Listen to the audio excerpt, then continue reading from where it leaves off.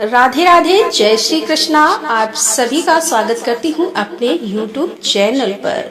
दोस्तों, आप सभी का दिन शुभ और मंगलमय हो। तो आइए सुनते हैं आषाढ़ मास महात्म्य की आगे की कथा। मुनियों ने जब व्यास जी से भगवान के अन्य अवतारों के बारे में जानने के लिए निवेदन किया, तब व्यास जी कहने लगे कि देव आदिदेव श्री हरि ने पहले जैसा आदेश दिया था, उसके अनुसार जगत जननी योग माया ने देवकी के उदर में क्रमशः 6 गर्भ स्थापित किए और 7वें को खींचकर रोहिणी के उदर में डाल दिया। फिर तीनों लोगों का उपकार करने के लिए साक्षात श्री हरि ने देवकी के गर्भ में प्रवेश किया और उसी दिन योग निद्रा यशोदा के उदर में प्रविष्ट हुई। भगवान विष्णु के अंश के भूतल पर आते ही आकाश में ग्रहों की गति यथावत होने लगी।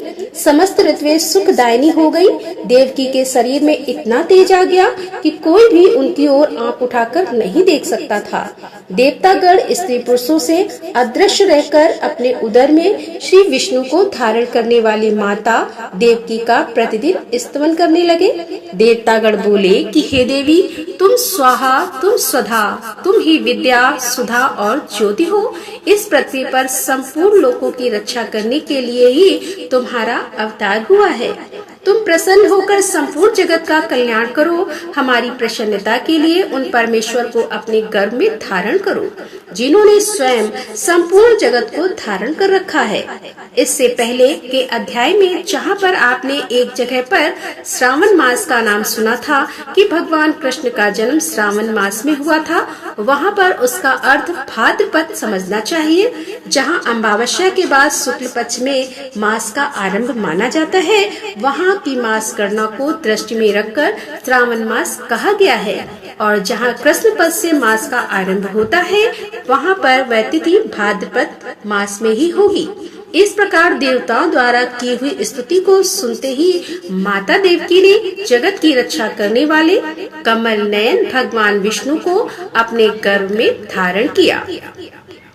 फिर वह शुभ समय भी आ गया जबकि समस्त विश्व रूप कमल को विकसित करने के लिए महात्मा श्री विष्णु रूपी सूर्य देव का देवकी रूप प्रभात बेला में उदय हुआ।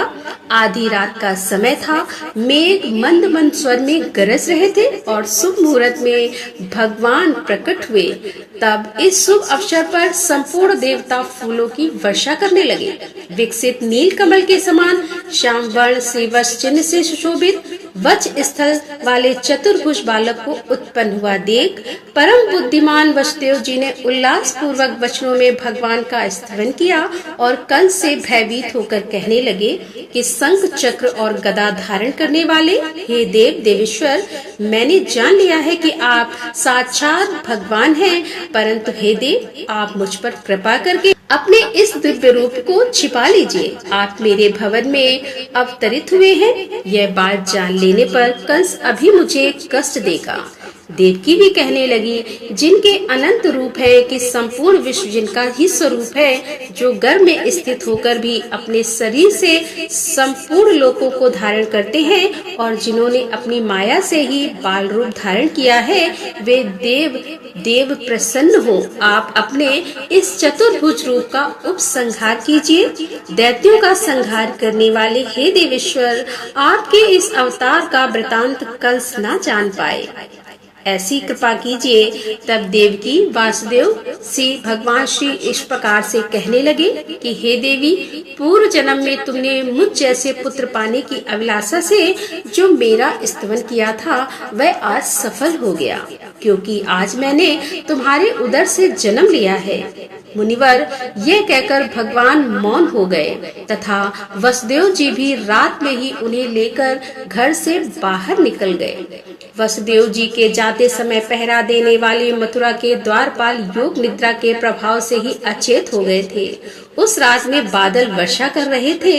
यह देख शेषनाग ने छत्र की भांति अपने फनों से भगवान को ढक लिया और वे वसुदेव के पीछे पीछे चलने लगे। मार्ग में अत्यंत गहरी यमुना जी बह रही थी। उनके जल में नाना प्रकार से सैकड़ों लहरें उठ रही थी, किंतु भगवान विष्णु को ले जाते समय वे वसुदेव जी के घुटनों तक ही होकर बहने लगी। वसुदेव जी ने उसी अवस्था में यमुना जी को पार किया और उन्होंने देखा कि नंद आदि बड़े बूढ़े गोप राजा कंस का कर लेकर यमुना के तट पर आए हुए हैं। इसी समय यशोदा जी ने भी योग माया को कन्या के रूप में जन्म दिया, परंतु वे योग निद्रा से मोहित थी, अतः पुत्र है या पुत्री इस बात को ही नहीं जान सकी। प्रसूति गृह में और भी जो स्त्रियां थी वे सब के सब निद्रा के कारण अचेत पड़ी हुई थी। वसुदेव जी ने चुपके से अपने बालक को यशोदा की सैया पर सुला दिया और कन्या को लेकर तुरंत ही वापस लौट आए। जागने पर यशोदा ने देखा कि मेरे नील कमल के समान श्याम सुंदर बालक उत्पन्न हुए हैं। इससे उन्हें बड़ी प्रसन्नता हुई। उधर वसुदेव जी भी कन्या को लेकर अपने घर लौट आए। पहले की तरह ही मौन बैठे रहे। इतने में ही बालक के रोने का शब्द सुनकर पहरा देने वाले द्वारपाल सहसा उठकर खड़े हो गए। उन्होंने देवकी के संतान होने का समाचार कंस से बताया। कंस ने भी तुरंत ही वहां आकर उस बालिका को उठा लिया और देवकी रथे हुए कंठ से छोड़ दो इसे ऐसा कहकर उसे रोकती रही, मगर कंस ने उनकी एक नहीं सुनी और कंस ने देखते ही देखते उस कन्या को एक शिला पर दे मारा, किंतु वह आकाश में ही ठहर गई और आयुध सहित 8 बड़ी बड़ी भुजाओं वाली देवी के रूप में प्रकट हुई। उसने ऊंचे स्वर में अट्टहास किया और कंस से रोष पूर्वक कहने लगी, ओ कंस, मुझे पटकने से क्या लाभ हुआ? जो तेरा वध करेंगे वो तो प्रकट हो चुके हैं। देवताओं के सर्वस्त्र भूत में श्री हरि पूर्व जन्म में भी तेरे काल थे। इन सब बातों पर विचार करके तू शीघ्र ही अपने कल्याण का उपाय कर। ऐसा कहकर देवी कंस के देखते ही देखते आकाश मार्ग से चली गई।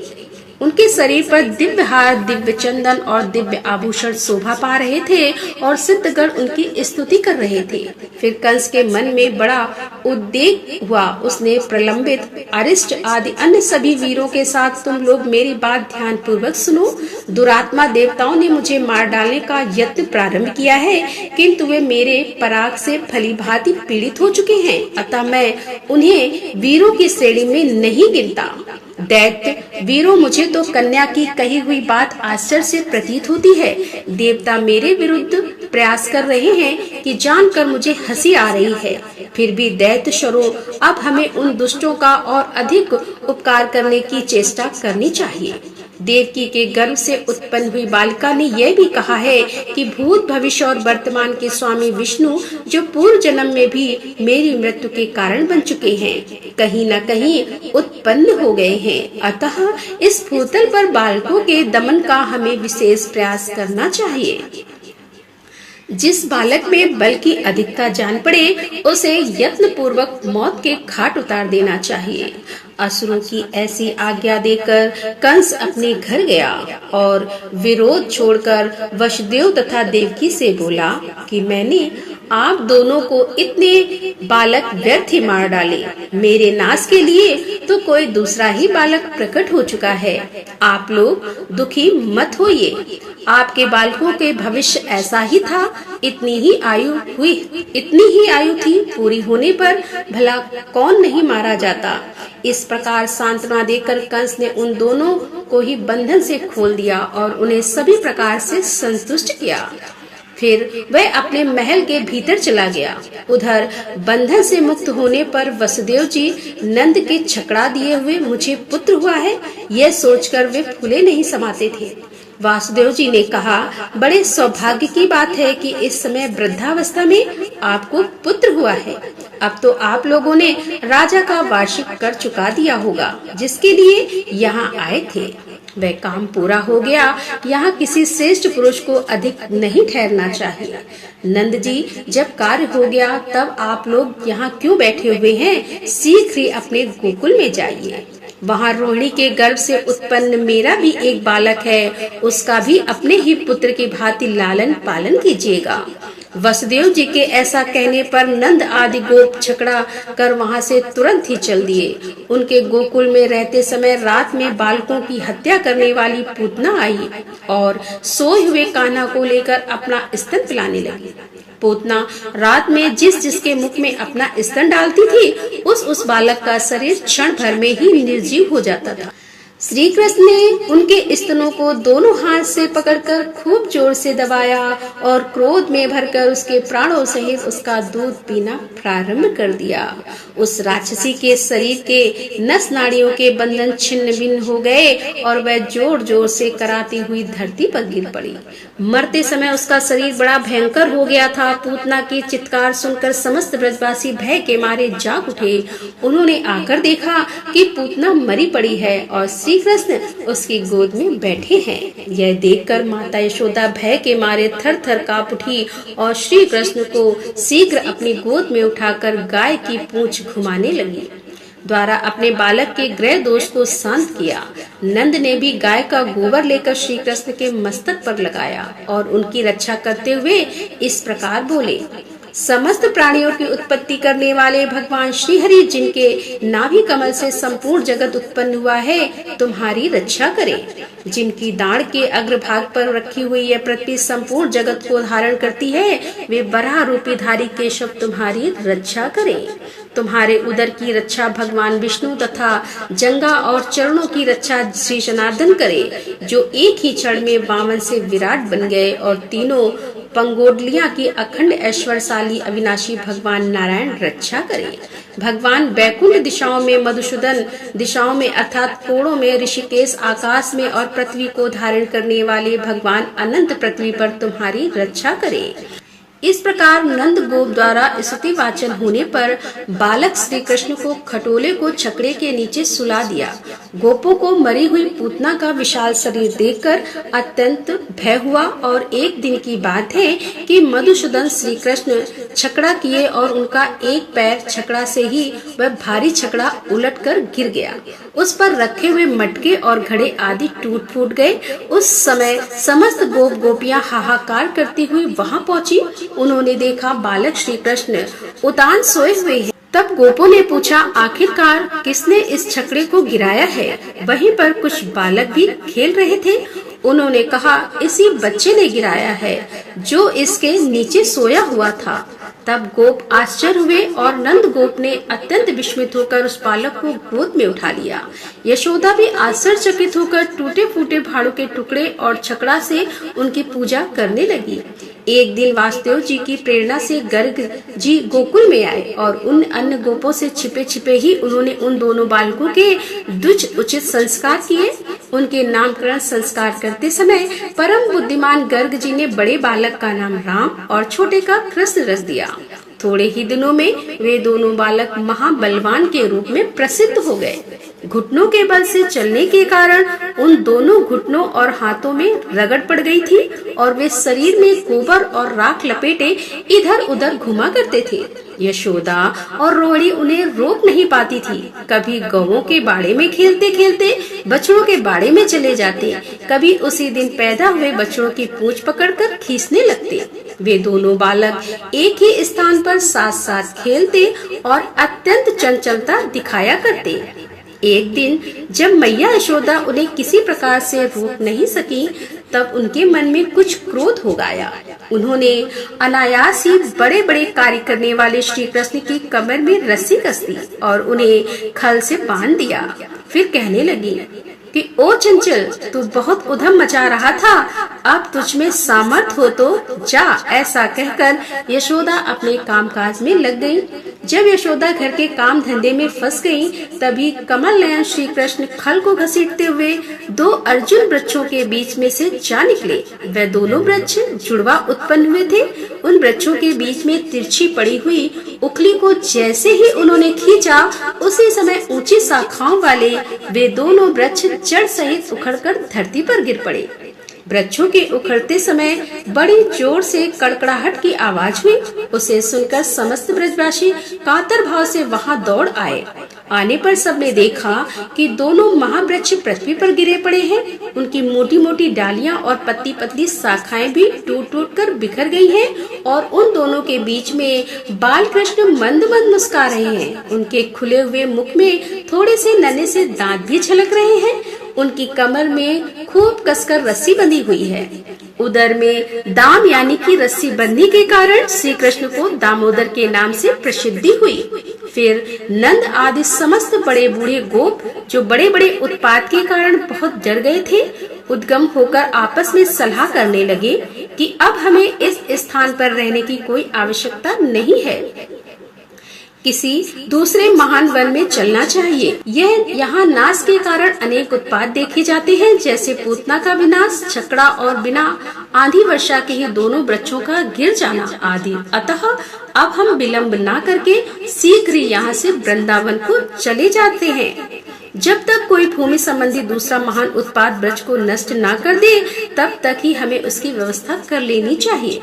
इस प्रकार वहाँ से चले जाने का निश्चय करके समस्त ब्रजवासी अपने अपने कुटुंब के लोगों से कहने लगे कि शीघ्र चलो, विलंब मत करो। फिर तो एक ही क्षण में छकड़ा छोड़कर उन बच्चों को चराते हुए चल रहे थे। ब्रज का वही खाली किया हुआ स्थान अन्न के दाने बिखेर होने के कारण क्षण भर में ही कौवे आदि पक्षियों से व्याप्त हो गया। लीला पूर्वक सब कार्य करने वाले भगवान कृष्ण ने गौओं की अभ्युदय की कामना से अपने शुद्ध अंतःकरण के द्वारा नित्य वृंदावन धाम का चिंतन किया। इसीलिए अत्यंत रुच ग्रीष्म काल में भी वहाँ सब और वर्षा काल की तरह नई नई हरी घास जम गई। वृंदावन में पहुंचकर वह समस्त गौओं का समुदाय चारों ओर से अर्ध चंद्राकार छकड़ा लगाकर बस गया। फिर बलराम और श्री कृष्ण बछड़ों की चरवा करने लगे, अर्थात वे ग्वाल बन गए और गोष्ठ में रहकर वे दोनों भाई अनेक प्रकार की बाल लीलाएं किया करते। मोर के पंख का मुकुट बनाकर पहनते, जंगली फूलों को कानों में धारण करते, अपनी मुरली बजाते और कभी कभी पत्तों को लपेटकर उन्हीं के छेद से तरह तरह की ध्वनियां निकालते। दोनों काक पक्षधारी बालक हंसते खेलते हुए उस महान वन में विचरण किया करते। कभी आपस में ही एक दूसरे को हंसाते और खेलते और कभी दूसरे ग्वाल बालों के साथ बातें करते कीड़ा करते फिरते थे। इस प्रकार कुछ समय बीत जाने पर बलराम और श्री कृष्ण 7 वर्ष के हो गए। जो संपूर्ण जगत का पालन करने वाले हैं, वे उस महाब्रज में बछड़ों के पालक बने हुए थे। धीरे धीरे ग्रीष्म ऋतु के बाद वहाँ वर्षा का समय आया। मेघों की घटा से संपूर्ण आकाश ढक गया। निरंतर धरावा दृष्टि होने से संपूर्ण दिशाएं एक सी जान पड़ती थी। पानी पड़ने से नई नई घास उगाई थी। स्थान स्थान पर वीर बहुटी हो से पृथ्वी आच्छादित हो गई थी, जैसे पन्ने के फर्श पर लाल मड़ियों की ढेरों शोभा पाती है। ठीक उसी प्रकार वीर बहुटियों से ढकी हुई हरी भरी पृथ्वी सुशोभित होती थी। जैसे नूतन संपत्ति पाकर उदक मनुष्यों के मन कुमाग में प्रवृत्त होने लगते हैं, ठीक उसी प्रकार वर्षा के जल से भरी हुई नदियों का पानी बांध तोड़कर तट के ऊपर से बहने लगा। संध्या होने पर महाबली बलराम और श्री कृष्ण इच्छा के अनुसार ब्रज में लौट आते हैं और अपने समवशक अर्थात अपने हम उम्र ग्वाल वालों के साथ देवताओं की तरह क्रीड़ा किया करते थे। तो राधे राधे, जय श्री कृष्णा। आज की कथा में बस इतना ही। आगे की कथा लेकर हम आपके सामने फिर उपस्थित होंगे। तब तक के लिए राधे राधे, जय श्री कृष्णा। हर हर महादेव, जय भोलेनाथ की।